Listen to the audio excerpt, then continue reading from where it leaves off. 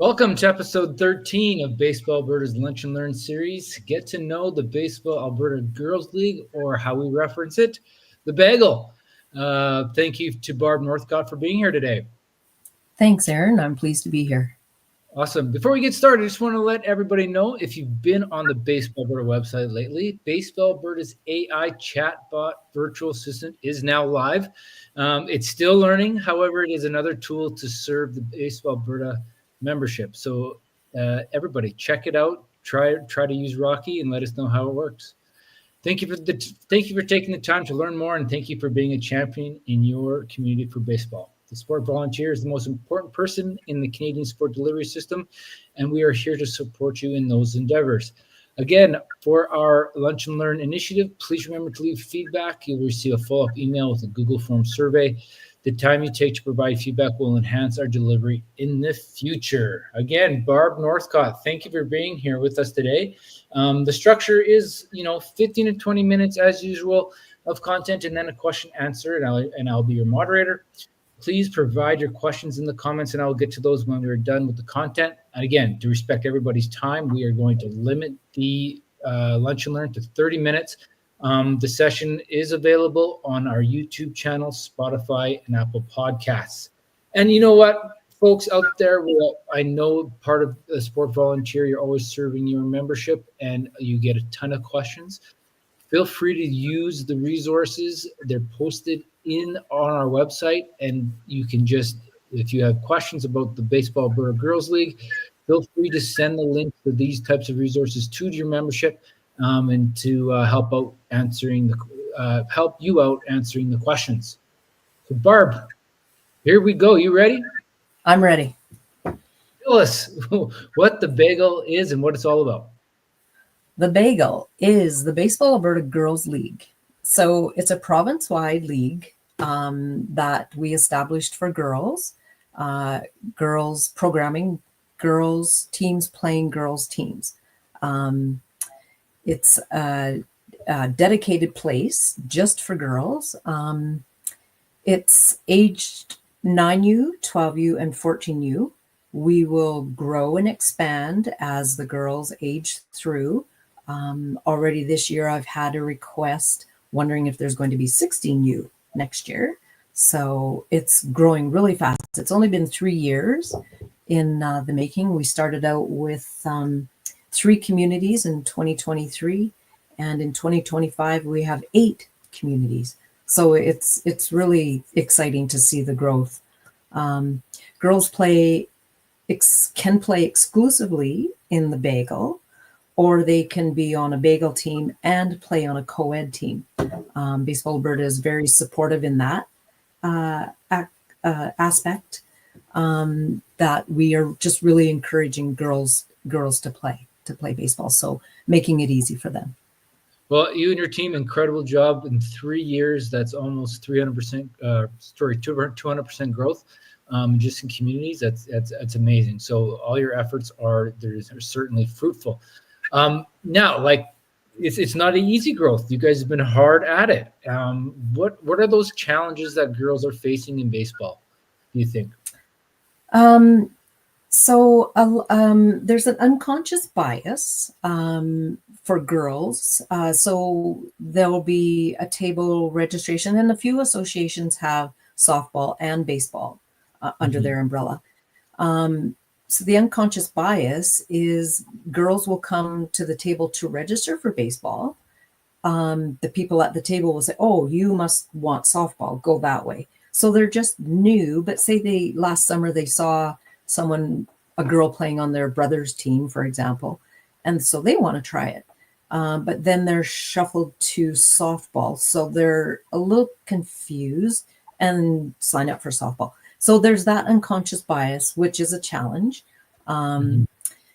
There's a lack of role models, visible role models. So unless parents are going places where there are more girls playing, or, for example, taking them to watch last year, say, the 14U Western Championships that were held in Spruce Grove, where it was BC, Alberta, Saskatchewan, and Manitoba playing, all-girls tournament, high level. there's that lack of visibility and role models. Again, if you can't see it, you can't be it. Right. Infrastructure for our girls' teams. One of the main things that an association can do to support their girls playing ball is at practices have the bathrooms open and have them stocked. It's a simple thing, but it makes a huge difference to support your girls that are playing baseball. Uniforms that fit. Most uniforms are built for the male body, Yeah. and so that's a challenge. Language, language still matters. Like boys baseball, 9U boys baseball. Let's just say 9U baseball, and so we're taking that gender specific out of it, and then it opens it up where girls feel invited in to try baseball. Right. Absolutely. Important things. Those are all really important content. The uniform is a big one. The color of the pants is important. And as sport leaders, we have to address that. That's certainly things that we need to talk about and to support those girls and to feel comfortable and that they're in a safe place. Bathrooms open. Yeah, all those things are really necessary. So thank you so much for that. Yeah. When you, if I'll just go back to talk about the uniform color, we see a lot of dropout of girls at the pre-adolescence, adolescence age. Puberty happens. Girls are usually wearing light colored pants.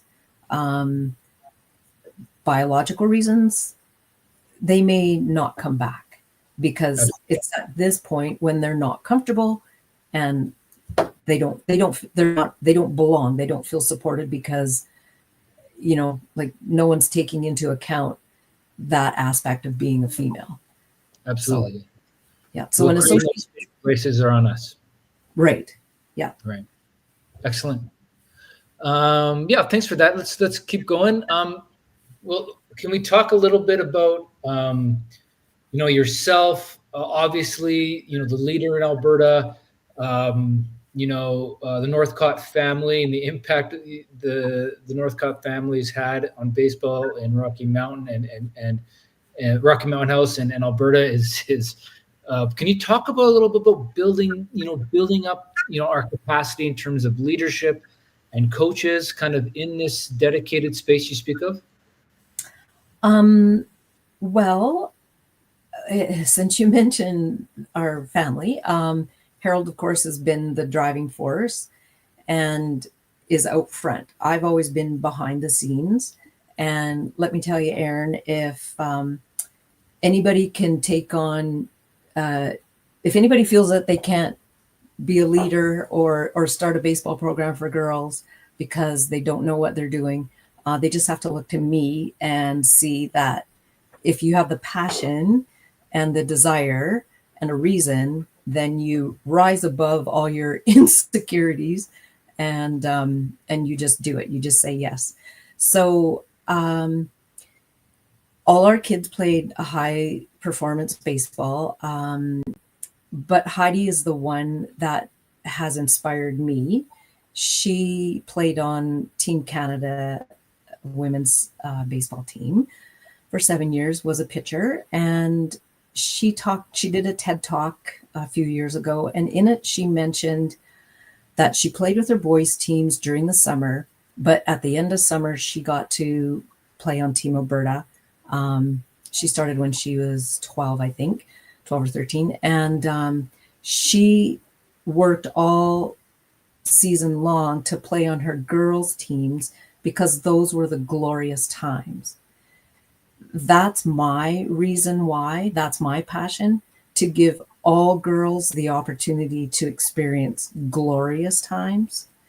And a lot of our BAGL teams are led by women who just said yes, just stepped up and understood the importance of girls in sports, girls in baseball, and just said yes.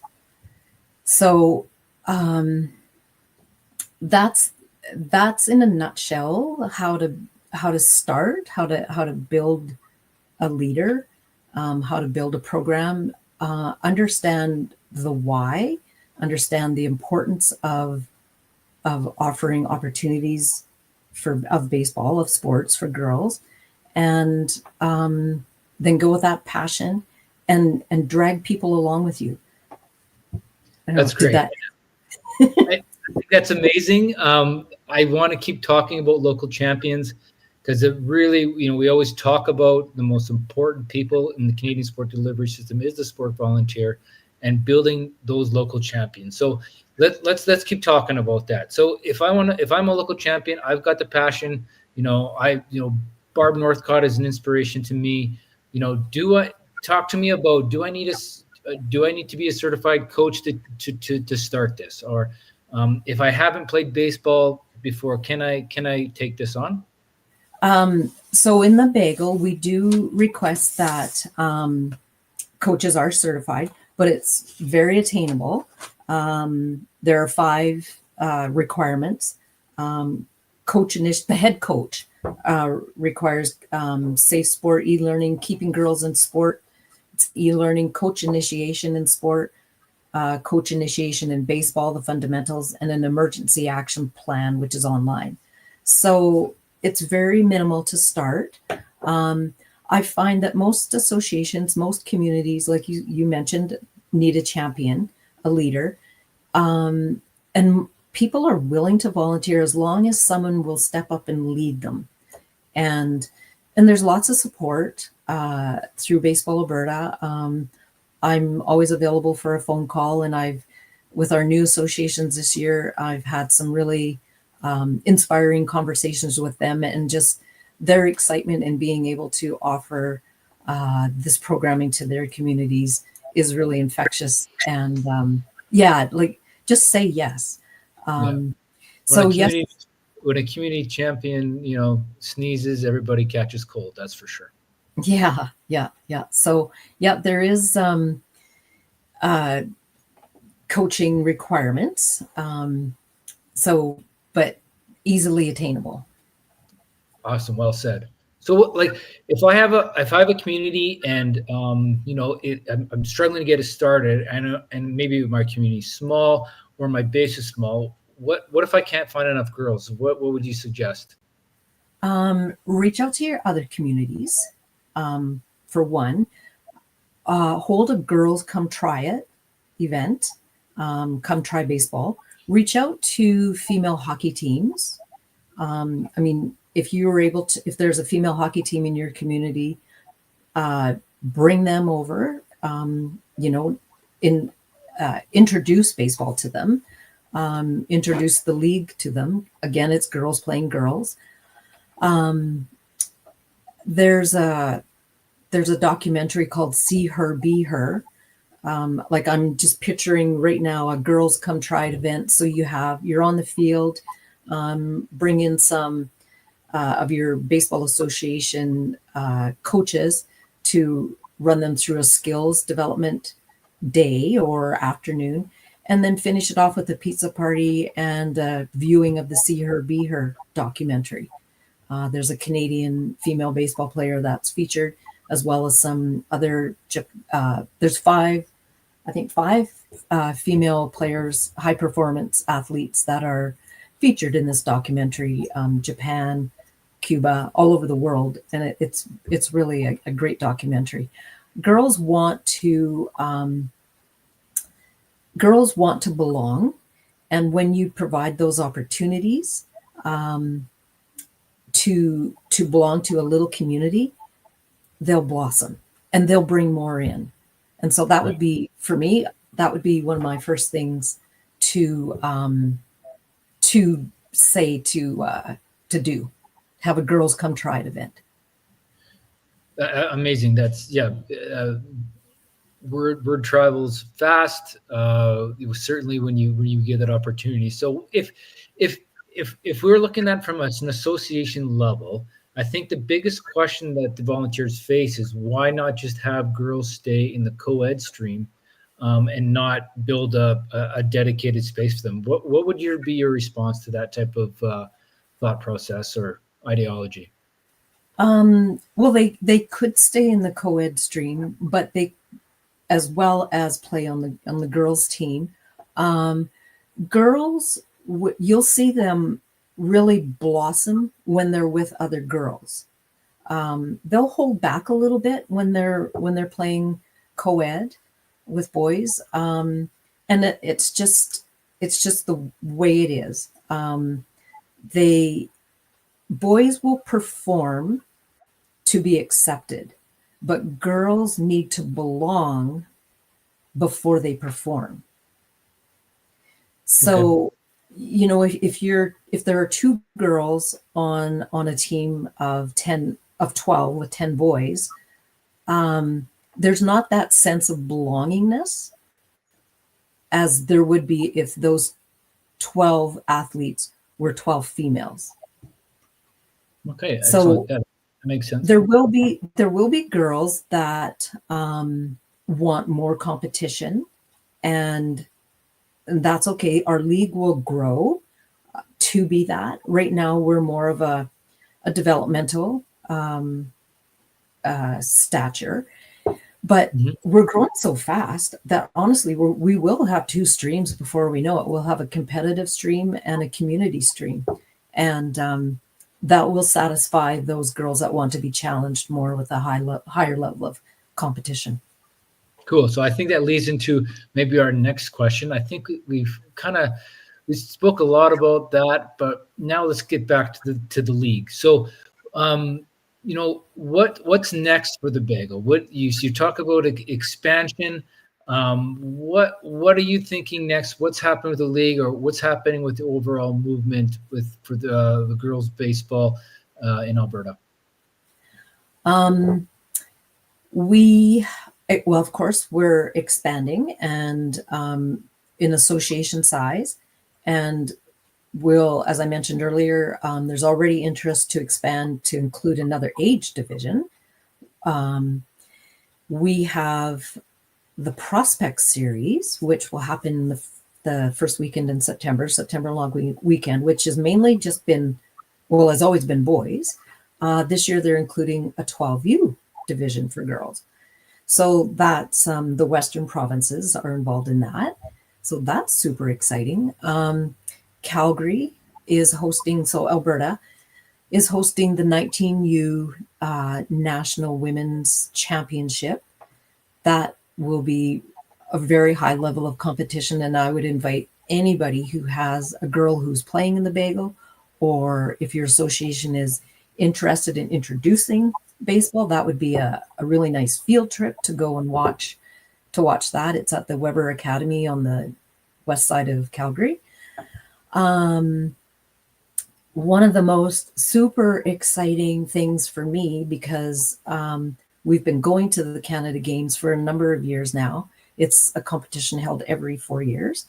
And just a side note, Canada is the only country in the world that hosts this multi-sport amateur competition, where it's Canada-wide. They are including the 16U girls women's division in baseball this year. So in 2025 is the inaugural year that girls are included in the Canada Games. It's spectacular. There's the Professional Women's Baseball League that's starting in 2026. It's on the northeast side of the US, but there will be 6 teams. They're holding tryouts. They invited 200 females to their tryout camp. I haven't heard much more about where they're at with that, but I mean, there's a place for women to play professionally now. A league of their own all over again. Yeah. And who knows? Where will that grow? Like, as our population in baseball, female baseball grows, maybe Canada gets a team. Right. Yeah. The Canada Games was a massive win for inclusion for women in baseball. If you know sport in Canada, the Canada Games is an amateur Olympics, a multi-sport event, like Barb said. And it really drives a lot of that NSO directly to PSO programming and funding if your sport is included in the Canada Games. So that is a massive win, and look for the domino effect of participation for our women in that really important piece of sport and culture in Canada.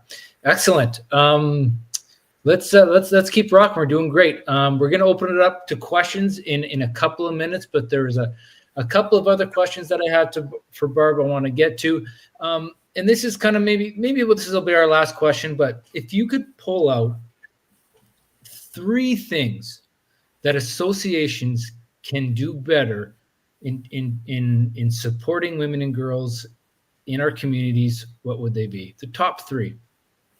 Top 3. The first one that comes to mind is language on your website. Don't say boys baseball. Say girls and baseball registration dates are. I would hold a women in coaching event. So invite the women in the community who may have daughters that are interested in playing. Have a session for them where it's a women's only coaching clinic. That's something that associations can do, because as you have more girls register, you will have a need for more coaches. So that's a place to start. A third one, let me see, what else would be something? So language, invite your women in, hold a, I'll go back to that again because it's really important, a girls come tried event. Right. And even if you, because that's a way to introduce baseball to your communities. And it might seem really simple and like, honestly, is that going to work? It does work. Yeah. It does work. I think it just gives a message that our association is an ally and supportive for women to come and to be a part of it. And I think that speaks volumes. Barb, thanks so much. We're going to open it up to questions in the comments. I know, so if you have a question, please put it in the comments and I'll get to it. But I know that, it doesn't stop here. You're constantly answering questions across the province, and certainly the first and foremost leader for Baseball Alberta in this space. And we thank you for your leadership. And please continue to do the good work. Yeah, we see it. The proof is in the pudding, and the numbers keep on growing. So thank you so much for that. Again, if you have any other comments, I know we covered a lot. If you don't have a question here for us today, certainly reach out to me or to Barb directly. Our information is on our website, and we will get things squared away. Barb, it doesn't look like any questions today. I think we covered it all. If you want to have any last comments, and we'll be signing off. Okay, I would just want to plant the seed that girls who have female role models and who stay active in sport and physical activity, they're set up for lifelong success. And just a little stat, 94% of women in leadership positions, so CEO, CAO, like the C-suite positions, have played sports. So if you can provide an opportunity for girls to play baseball, there are so many skills that they can learn: communication, team building, problem solving. It's just the best gift you can give a girl. The self-confidence and the resilience. It's so important to build our girls to be active for life and healthy for life. Thanks for that, Barb. As a girl dad, all those things are really important, and only can wish to have a future for her in our sport. So thanks so much. And again, thanks to Liam Fremont in our office for all the technical support and putting this forward. Have a great day, everybody, and have a great rest of the season. Thanks, Aaron. Thanks, Barb.